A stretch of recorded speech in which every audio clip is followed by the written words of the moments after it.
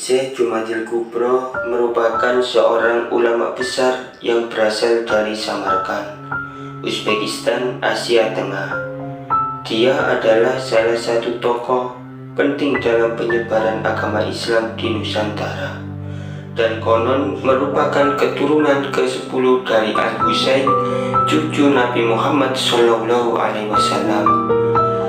Dalam beberapa abad dan cerita rakyat, Syekh Jumadil Kubro diyakini sebagai bapak para wali songo, karena beberapa wali songo yaitu Sunan Ampel, Sunan Giri adalah cucunya. Bagi Sunan Bonang dan Sunan Derajat, Syekh Jumadil Kubro adalah buyutnya. Sementara Sunan Kudus adalah cicitnya, keturunan keempat dari Syekh Jumadil Kubro. Atau petilasan dari Syekh Jumadil Kubro diyakini berada di sejumlah tempat, di antaranya di makam Troloyo yang berada satu lokasi dengan situs Troloyo Mojokerto, di Jalan Aten Yosudarso Nomor 1 Kelurahan Tempoyo Kulon, Kecamatan Gunung, Kota Semarang. Yang ketiga di Dusun Tuko, Desa Purwo Binangun, Kecamatan Pakem, Kabupaten Sleman, Yogyakarta. Yang keempat, petilasan Syekh Jumadil Kubro berada di Parangtritis, Gunung Kidul, Yogyakarta, dan di Wajo, Makassar, Sulawesi Selatan. Makam Syekh Jumadil Kubro yang berada satu lokasi dengan situs Trowulan Majapahit menunjukkan jika dia memiliki kedekatan dengan pejabat kerajaan Hindu tersebut. Padahal Troloyo merupakan makam khusus untuk penguburan kerabat raja atau orang-orang dalam istana Majapahit, sehingga diyakini Syekh Jumadil Kubro telah menyebarkan agama Islam di dalam Majapahit di era keruntuhan kerajaan tersebut. Sasaran kegiatan dakwanya yang pertama kali adalah di lingkungan kerajaan Majapahit, yaitu daerah Trowulan Mojokerto. Selama berdakwah di Nusantara, Syekh Jumadil Kubro kerap mendapat tantangan dan kesulitan. Dalam beberapa literatur, Syekh Jumadil Kubro yang merupakan salah satu ulama besar di zamannya ini kemudian menghadap ke Sultan Muhammad I sebagai penguasa kekhalifahan Turki Utsmani saat itu. Setelah berkonsultasi dengan Syekh Jumadil Kubro, Sultan Muhammad I lalu mengundang beberapa tokoh ulama dari wilayah Timur Tengah dan Afrika yang memiliki karomah guna membantu perjuangan dalam menyiarkan agama Islam di Nusantara.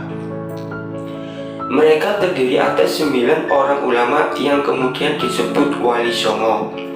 Yang pertama yaitu Maulana Malik Ibrahim, ahli tata negara dan pengobatan, berdakwah di Jawa Timur. Yang kedua, Maulana Ishaq dari Samarkand. Beliau putra dari Syekh Jumadil Kubro, ahli pengobatan dan berdakwah di Jawa Timur juga. Yang ketiga, Maulana Jumadil Kubro, ahli militer, berdakwah di lingkungan kerajaan Majapahit. Yang keempat, Maulana Ahmad Al-Maghrabi atau Sunan Geseng, terkenal sebagai orang yang kuat dan sakti, berdakwah di Jawa Tengah. Yang kelima yaitu Maulana Malik Israel, ahli mengatur negara, berdakwah di daerah Jawa Tengah. Yang keenam, Maulana Muhammad Ali Akbar, ahli pengobatan dan pertanian, berdakwah di daerah Jawa Tengah juga. Yang ketujuh yaitu Maulana Hasanuddin yang berdakwah di daerah Jawa Barat dan sekitarnya. Yang kedelapan, Maulana Alayuddin, berdakwah di daerah Jawa Barat dan Banten. Yang kesembilan, Syekh Subakir dari Persia, Iran, ahli supranatural. Tugasnya di Pulau Jawa, dikembali ke negerinya Persia pada tahun 1462 Masehi setelah selesai tugasnya. Rombongan Wali Songo periode 1 ini menunjuk Syekh Maulana Malik Ibrahim sebagai mufti atau pemimpin. Lalu Syekh Jumadil Kubro datang ke Nusantara beserta rombongan Wali Songo yang membuat semakin geramnya kekuatan gaib yang selama ini menguasai Pulau Jawa sebagai pusat Nusantara itu. Melihat situasi keangkeran Pulau Jawa yang semakin menjadi-jadi, Syekh Maulana Malik Ibrahim selaku pemimpin Wali Songo yang pertama ini memberikan tugas kepada Syekh Subakir, salah satu anggota Wali Songo yang ahli dalam bidang supranatural, untuk segera melakukan tugasnya memasang tumbal pada daerah-daerah angker di Pulau Jawa sehingga dapat melumpuhkan kekuatan-kekuatan gaib yang selama ini menguasai Pulau Jawa.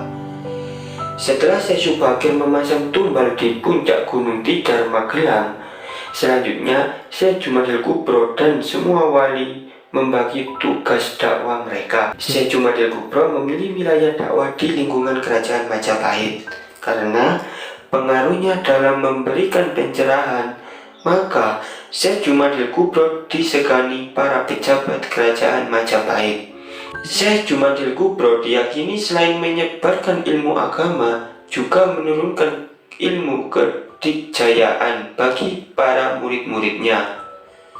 Sehingga tak heran saat wafat, konon Syekh Jumadil Kubro dimakamkan di antara makam pejabat kerajaan Majapahit seperti Tumenggung Satim Singo Moyo, Kencono Wungu, Anjasmoro, Sunan Ngudung, ayah dari Sunan Kudus, dan beberapa pati serta senopatinya.